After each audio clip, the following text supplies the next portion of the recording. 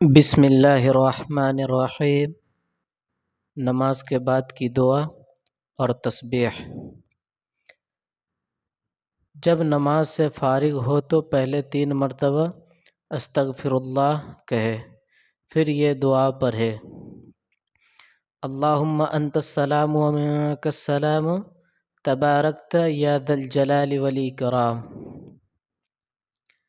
ترجمہ: اے اللہ، تو سلامتی والا ہے اور تجھ ہی سے سلامتی مل سکتی ہے۔ اے بزرگی اور اکرام والے، تو بڑا برکت ہے۔ اللہم انی علی ذکرک و شکرک و حسن عبادتک۔ ترجمہ: اے اللہ، میری اس بات پر مدد فرما کہ میں تیرا ذکر کروں اور تیرا شکر کروں اور تیری اچھی عبادت کروں۔ فجر اور عصر کی